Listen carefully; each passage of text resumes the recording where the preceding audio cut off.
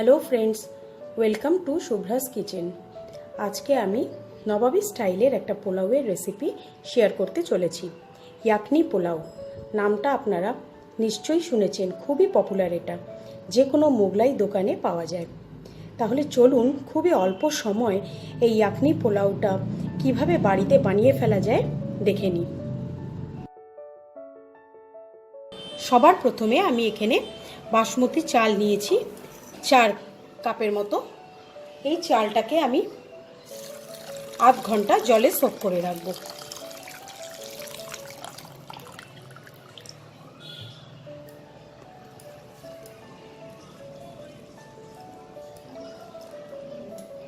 এবার আমি চলে যাব সেকেন্ড স্টেপে। স্টেপ নাম্বার 2 করার জন্য আমি একটা প্রেসার কুকারের মধ্যে মাটন নিয়ে নিয়েছি। এখানে আমি 500 মাটন নিয়েছি, খুব ভালো করে ধুয়ে নিয়েছি। এবার এতে আমি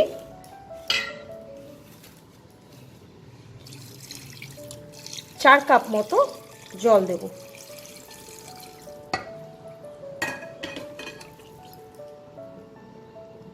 এইবার আমি একটা পটলি প্রথমে বানিয়ে তৈরি করে নেব। পটলিটা তৈরি করার জন্য আমি এখানে পরিষ্কার একটা সাদা কাপড় নিয়ে নিয়েছি। এর মধ্যে আমি একটা স্টার অ্যানিস দেব, একটা বড় এলাচ দেব, 1 চামচ জিরে দেব, 1 চামচ গোলমরিচের গুঁড়ো দেব, গোটা গোলমরিচ দেব, 7-8টা এলাচ দেব, 1.5 ইঞ্চি মতো দারচিনি আমি ছোট ছোট টুকরো করে নিয়েছি, ওই দারচিনিটা দিয়ে দেব, 1 চামচ মৌরি দেব, 1 চামচ গোটা ধনে দেব, আর একটা জয়িত্রী আমি দিয়ে দেবো, আর হাফ জায়ফল আমি দিয়ে দেবো। এবার এইটাকে আমি খুব ভালো করে গিট দিয়ে এটাকে বেঁধে নিতে হবে।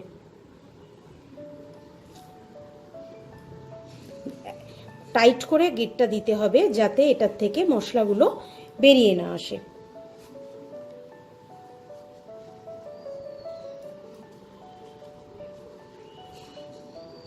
এবার এই পটলিটাকে আমি এই প্রেসার কুকারের মধ্যে দিয়ে দেব। আর দেব হচ্ছে আমি একটা রসুন, গোটা রসুন, আস্ত রসুন, এটা ছাড়াই নি আমি এই রসুনটাই দিয়ে দেবো।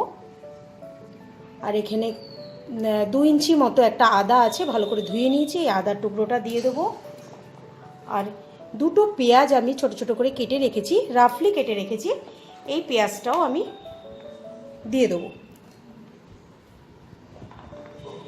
আর এর মধ্যে আমি এখন অল্প একটু 1 চামচের মতো আমি একটু নুন দিয়ে দেবো। নুন দিয়ে আমি প্রেসার কুকারের ঢাকনাটা দিয়ে মাটনটাকে আমি সেদ্ধ হতে দেব। গ্যাসটাকে আমি অন করে দিয়েছি, এটা আমি 3টে সিটি দিয়ে নেব। প্রেসার কুকারে 3টে সিটি দেওয়ার পর পুরোপুরি গ্যাস সিটিটা রিলিজ হয়ে যাওয়ার পর আমি প্রেসার কুকারটাকে খুলে নেব। খুলে নিয়ে এইবার আমি এই মাটনের থেকে এগুলোকে রিমুভ করে নেব।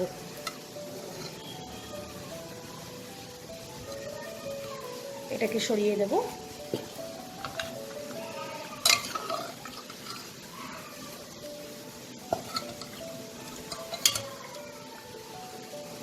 আর মাটনগুলোকে আমি এবার আলাদা করে নেব।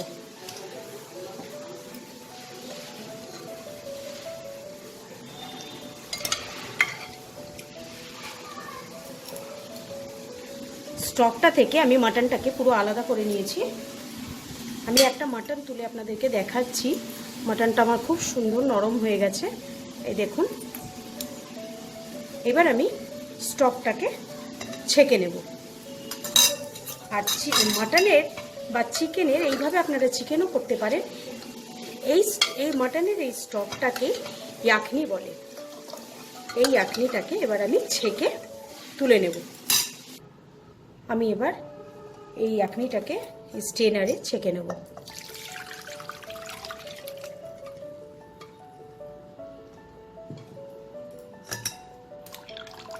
এগুলো থেকে চেপে চেপে আমি নির্যাসটাকে বার করে নেব।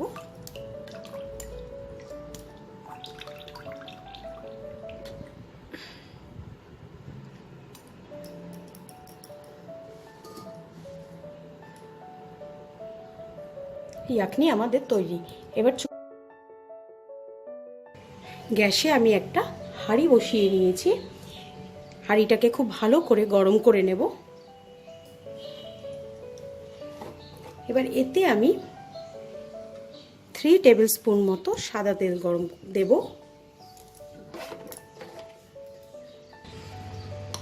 আর 2 টেবিল স্পুন মতো ঘি দেব। এটা আপনারা চাইলে পুরোটাই ঘিতে বানাতে পারেন, ঘিতে বানালেই স্মেলটা ভালো লাগে। আমি এখানে সাদা তেল আর ঘি মিশিয়ে তৈরি করব। ঘিটা আমার গরম হয়ে গেছে। এবার এতে আমি তেজপাতা ফোড়ন দেব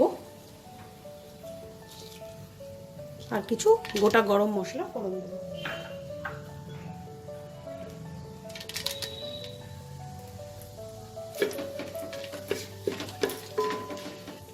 গরম মশলাটা থেকে খুব সুন্দর একটা ভাজা ভাজা গন্ধ বেরিয়ে গেছে।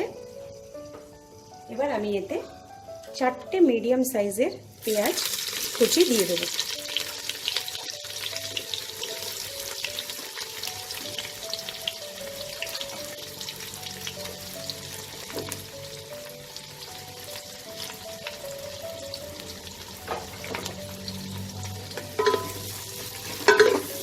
পেঁয়াজটা হালকা ব্রাউন করে আমি ভাজবো। পেঁয়াজটা হালকা ব্রাউন হয়ে গেছে। এবার আমি এতে 2 চামচ জিঞ্জার গার্লিক পেস্ট আমি দিয়ে দেবো।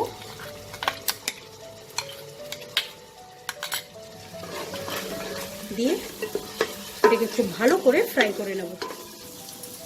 আদা রসুনের কাঁচা স্মেলটা চলে গেছে। এবার আমি এতে কাঁচা লঙ্কা দেব। কাঁচা লঙ্কাগুলো মাঝখান থেকে চিড়ে রাখা আছে।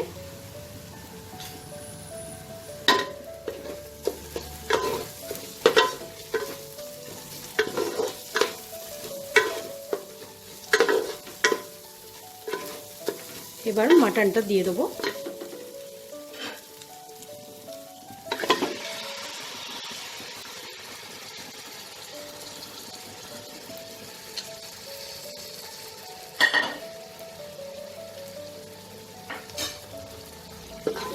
মাটনটা দিয়ে খুব ভালো করে মশলার সাথে আমি মিশিয়ে নেব।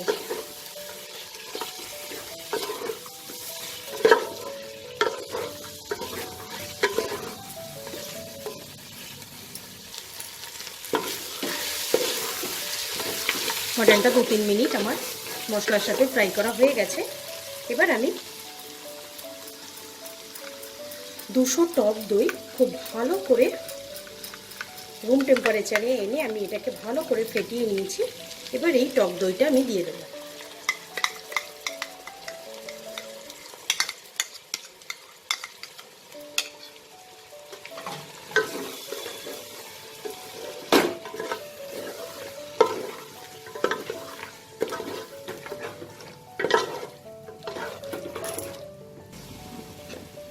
মাংসটা সেদ্ধ করার সময় 1 চামচ আমি নুন দিয়েছিলাম, সেটা মাথায় রেখে আমি আর একটু পরিমাণ মতো নুন দেব।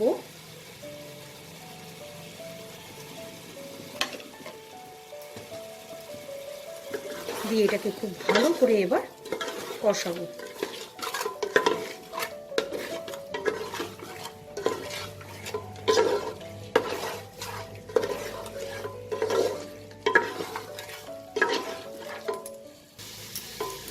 আমার এটা খুব ভালো করে কষানো হয়ে গেছে। দেখুন তেলটা আলাদা হয়ে গেছে মশলা থেকে। এবার আমি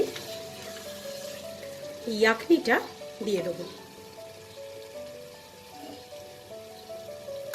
আমি 4 গ্লাস চাল নিয়েছিলাম। 4 গ্লাস চালে সাধারণত বাসমতি রাইস তৈরি করতে গেলে 8 গ্লাস জল লাগে, কিন্তু এখানে আমি যেহেতু দই আছে তার জন্য জলটা পরিমাণটা একটু কম দেব। আমি এখানে 6 গ্লাস ইয়াকনিটা দেব।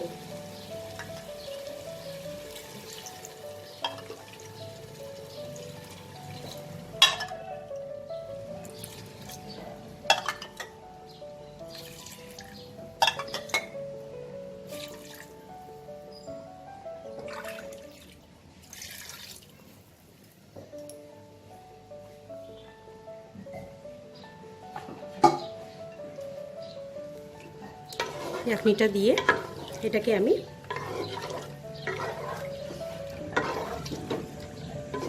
ঢাকা দিয়ে ফুটতে দেব।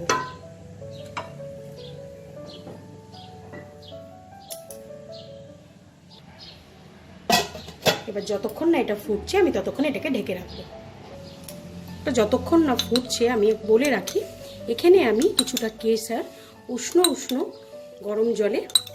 গরম দুধে আমি এটাকে ভিজিয়ে রেখেছি। এতে আমি কিছুটা 1 চিমটে মতো ফুড কালার মিশিয়ে রাখবো।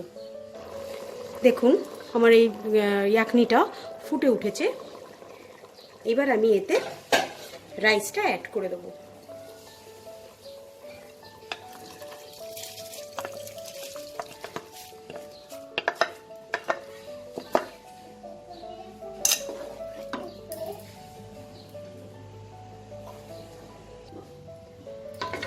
রাইসটা অ্যাড করা হয়ে গেছে। এবার এটাকে আমি মিডিয়াম ফ্লেমে ঢাকা দিয়ে রান্না করব। 10 মিনিট পর আমি ঢাকাটাকে খুলে নেব। দেখুন রাইসটা আমার অনেক সেদ্ধ হয়ে গেছে, জাস্ট অল্প একটু আর জল আছে নিচে। এই সময় আমি উপর থেকে কতগুলো কাঁচা লঙ্কা দিয়ে দেবো। এটা জাস্ট ফর ফ্লেভার, এটাতে ঝাল হবে না।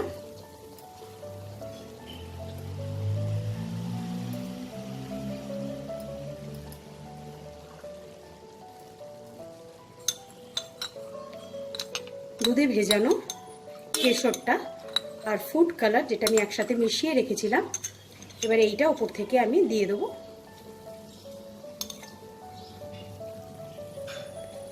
এটাতে একটা সুন্দর কালার আসবে।